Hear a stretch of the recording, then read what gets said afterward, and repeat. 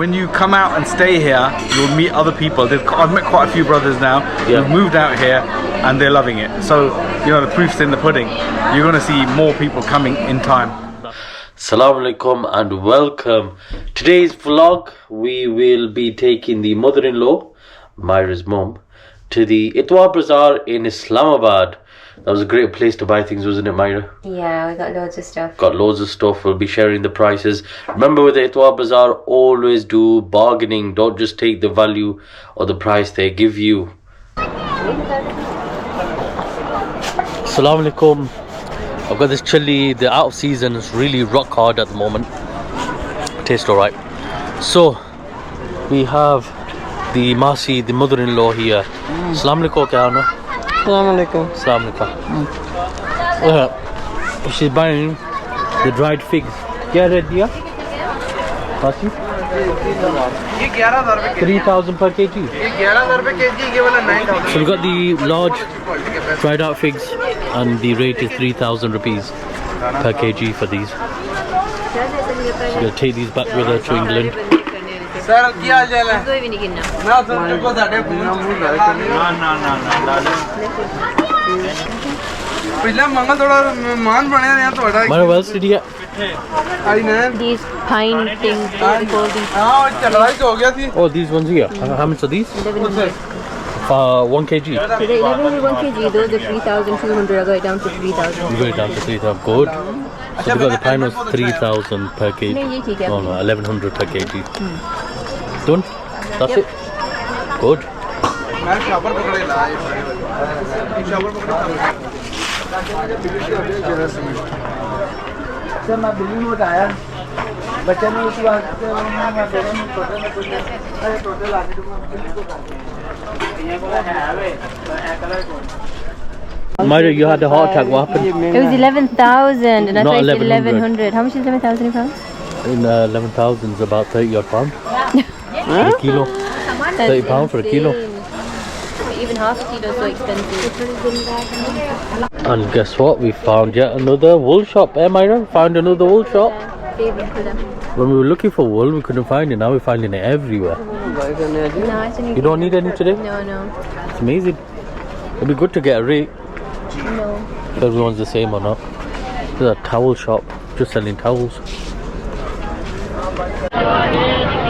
So we got the fruit market just over there, hence the noise. And then we're just looking at some cars and stuff. Asr namaz.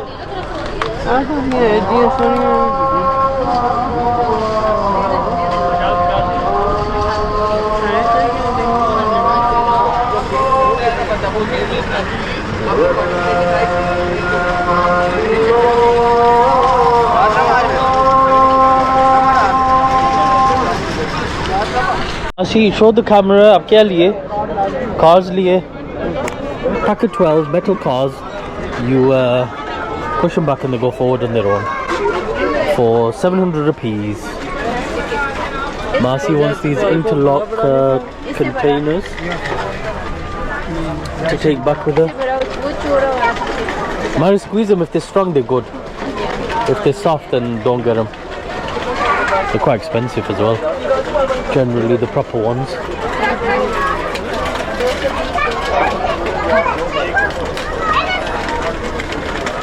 Squeeze it. Is it strong? Very strong, yeah. How much is it? 220. 220 just for one. Yeah. So nice, decent size as well.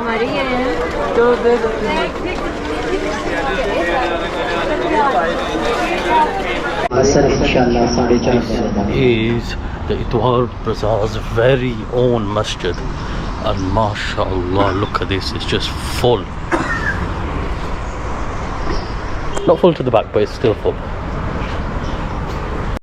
So prayed at the masjid, and now I just need to find Myra. The only issue is this place is massive. It's huge. It just goes on and on and on. Mashallah, look at all these shoes. He's going around with the tie, mashallah. Seems quite tasty. So, I have no idea where Myra is.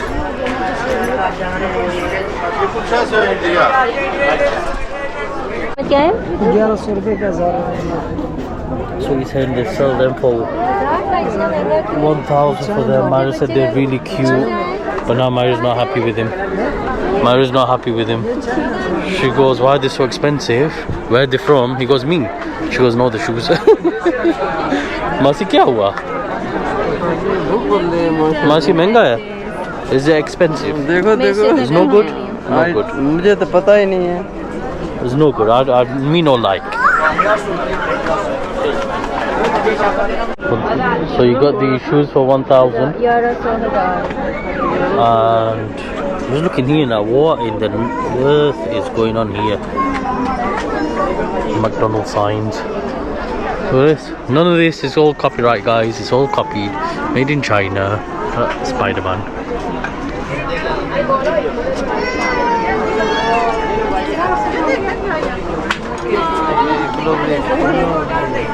Masi, ye lagao, ye. Very nice, this one. Bling bling.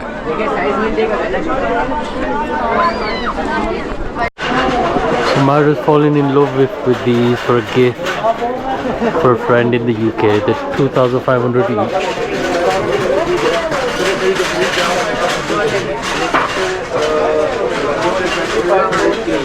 और ये 3,000 each है ये वाले।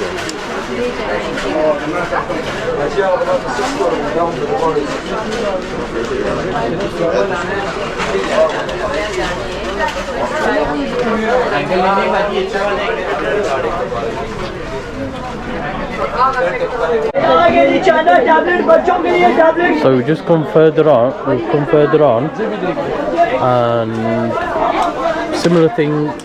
He was saying 3,000 for it. Myra said no, I'm not paying anything more than 2,500. So she's still thinking about getting it. To me, it looks like something from B&M. I don't like it, but I don't know. She's still having a look at it. Myra asked them to pack it properly for the suitcase, but that's how they packed it. The deal has been done. Oh my god. These ladies are buying all the artificial flowers. I've gotten hungry, so I'm just gonna grab a samosa.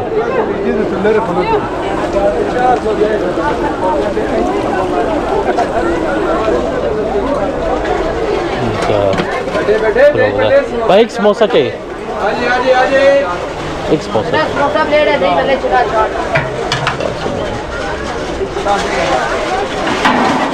make a samosa chaat mate. My samosa is coming now. Here's my samosa. Kitna hai bhai? Expensive here, 50 rupees. So yeah, the mother-in-law has returned to the UK. Myra's very upset. She's crying. Are you crying, Myra? No, she's not. So she's taken all of her things. She's returned home safely. It was a great time that she spent with us, and we look forward to seeing her again. So later, I met brother Ayaz from TikTok in Islamabad. So I'll show you that. But before we do, we've had a lot of people talking about how our elders, our parents, our grandparents always refer to Pakistan as somewhere where you experience hardship. Not somewhere where you can have ease and enjoy yourself, and just like you are in the UK, you can enjoy family time, you can go out with your friends, and you can be comfortable at home as well, just like you do in the UK or any other Western country. So we'll talk about that after I share the meetup with brother Ayaz. Assalamu alaikum. I'm here with brother Ayaz. He is very famous, popular on TikTok with the 15,000 followers. Only 15,000. So Ayaz bhai, you've been researching Pakistan. This is the second time you come this year, right? Yeah, in about 3-4 months, second time. 3-4 months. Now, why would you consider Pakistan, and why were you living in Dubai, and what is it that's pushing you away from the UK? So firstly, the UK is definitely on its way down economically, socially, morally, everything's wrong with that place. So it's not somewhere where you want to bring up your kids. There's a lot of issues with safety, security, and you generally get the feeling that you're not part of Britain. You're not, our skin color was never going to change. Second class citizens there. We're second class citizens, and you got the reform coming up, and you got a lot of people who are now quite happy to be outwardly racist. So I mean, look, I used to face being called the P word back in the 70s, 80s. My kids have only been there 6 years, and both of them have been called the P word. Wow. In this day and age. So things aren't getting better for a lot of Britpacks, and I think a lot of us are looking for somewhere else. Where do we fit in? Now I lived in Dubai for 8 years, beautiful, loved it, but it's expensive, and you've got a visa, so you don't have a right to stay there forever. It's not your home. And when you come to Pakistan, you need to come and visit, and you'll realize this is still kind of home. You're an overseas Pakistani. You're still a Pakistani. You're treated as such by these people. And when you come here, you'll understand that. I mean, don't go and stay in the Pind and the village. Come and stay somewhere a bit more modern. Come to Islamabad or go to Lahore, and you'll understand that this is a place for us. This is a possibility, a place that we can live and make change and do well. So there's a lot of opportunity here financially as well. The brother was mentioning off camera that in Pakistan you get a overseas ID card. I had a friend, because it says at the back permanent address and it's a Pakistani address. Yeah. Because of that, he felt at home in Pakistan and he stayed here over 2 years. Yeah. Over 2 years, and he wants to relocate here. It's a sense of belonging, isn't it? Yeah. I think you need to come and explore with the idea of, can you live here? And ideally, I mean, ultimately, when you come out and stay here, you'll meet other people. I've met quite a few brothers now who've moved out here, and they're loving it. So, the proof's in the pudding. You're going to see more people coming in time. That's it. And a lot of people comment and say, why did you move to Pakistan? Well, on my YouTube channel, why do you move to Dubai? Brother over here has moved to Dubai, and he's still encouraging people to move to Pakistan. Now, what type of income do you think you should live on in Pakistan? Well, here it's quite clear. It depends on, if you've got a family, you need about £1,500 to £2,000 a month for a very comfortable life. If you're a couple, £1,000 will be more than enough. The rent in a very good location is £200, £300 at the most for a nice villa. And everything else is cheap. Everything. How's that compared to Dubai? Dubai is more expensive. Certainly, it's like UK prices in terms of rental and even food. It's very similar to the UK, to be honest, in pricing. So it's out of reach. You can't survive on 2,000 a month then. No, you struggle to survive £2,000 a month in Dubai. Yeah. Wow. Unless if they're just you and a couple, okay, you could probably get by with £2,000 a month, just about, but not with a family, especially if you've got to pay for kids' schooling. So hard to happen. See that? You need about, if you've got 3 kids, you need about £80,000 a year in Dubai to get by. Subhanallah. So guys, there it is. Brother Ayaz himself has said, move to Pakistan. We'll take you back to the next clip. Amazing meeting and having the opportunity of seeing Brother Ayaz, who I believe invests in property, lived in Dubai for 11 years, a British born and bred, and is favouring at the moment Pakistan, and he's sharing a lot of TikToks of different areas in Islamabad and Rawalpindi, and he's very impressed by some of the societies there. So it was really nice to hear somebody who's obviously moved to Dubai but now is favouring Pakistan, to see that all of these Middle Eastern countries, although they are oil rich and modern, might not always tick every box. So let's go back to the box of comfort. So Myra was contacted recently, and I've seen this many times, that our elders, and everyone knows this, our elders love going straight to the village.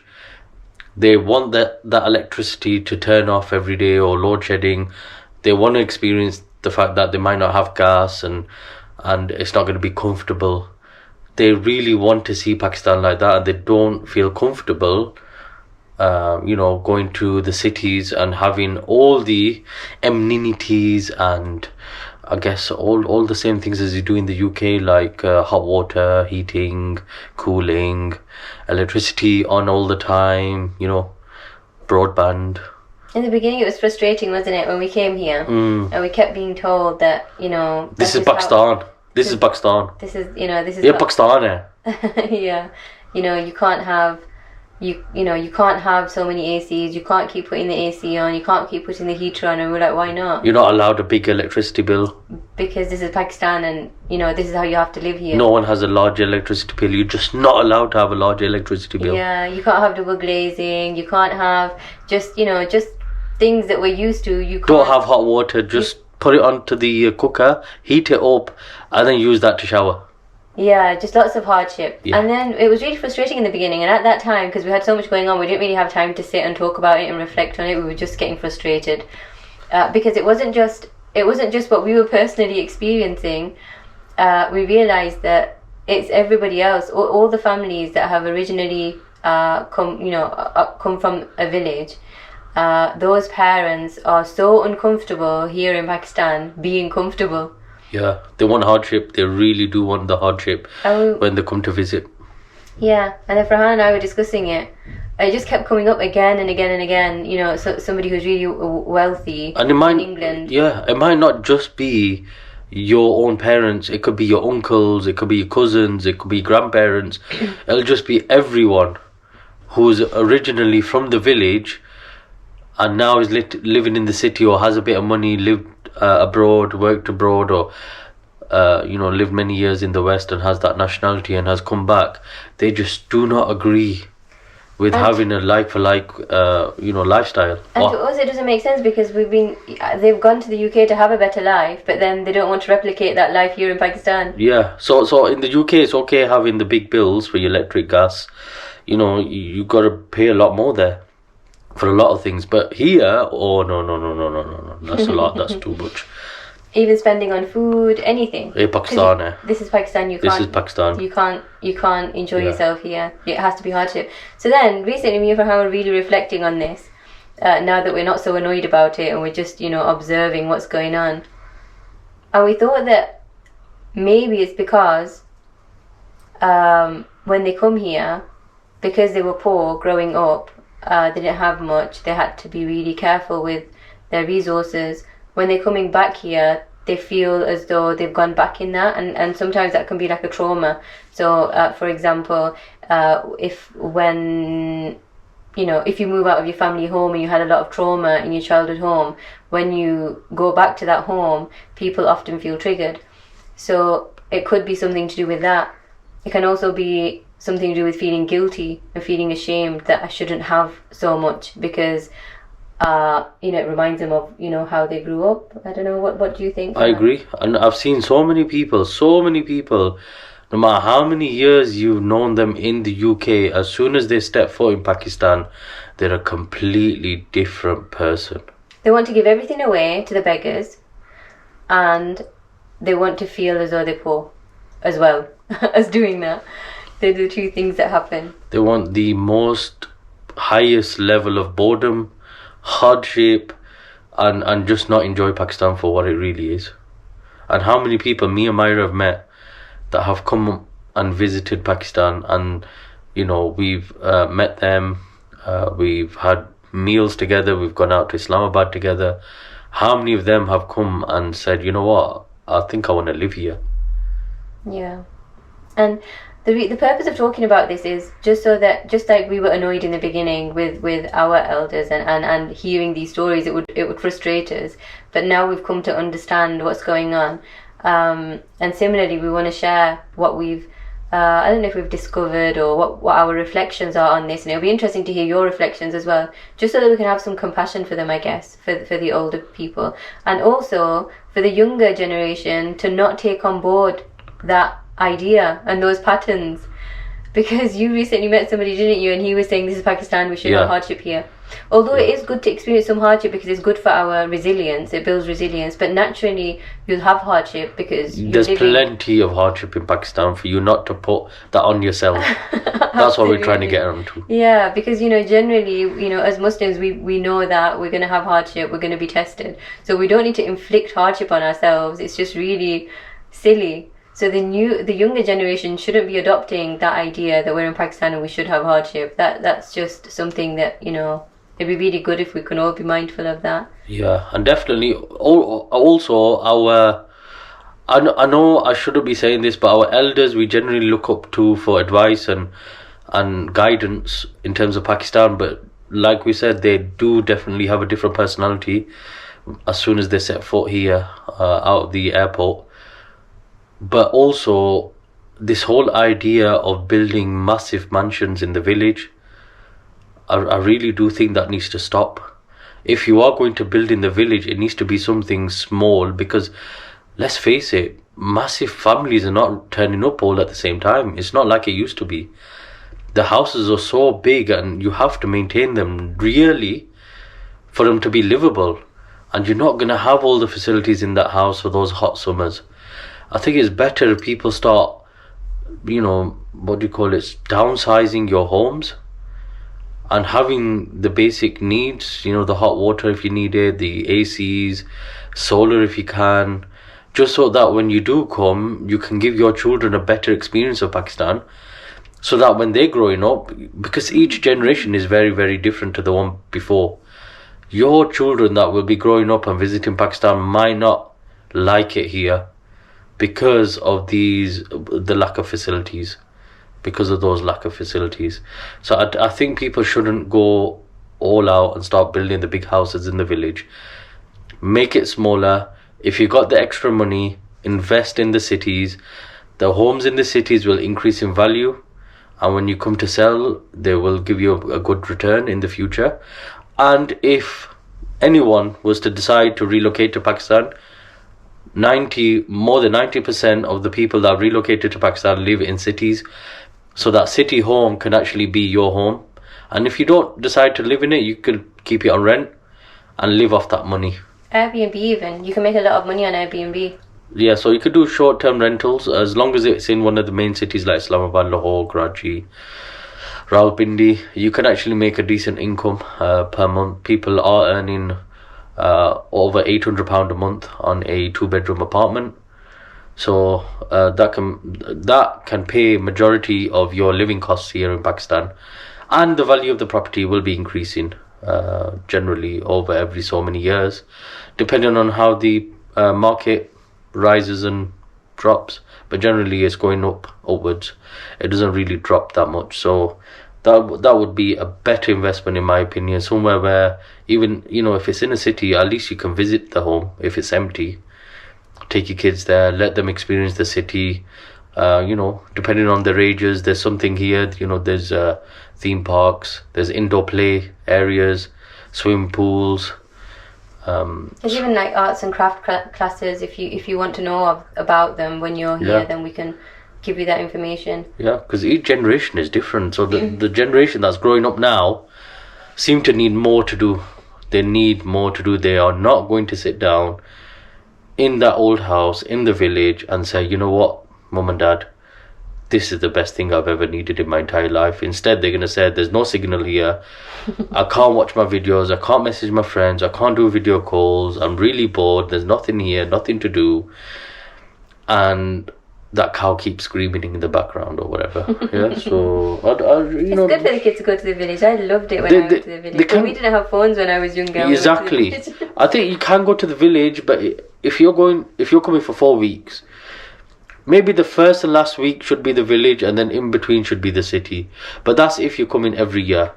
Those people that are coming after 6 years, I don't know. God save you guys, man.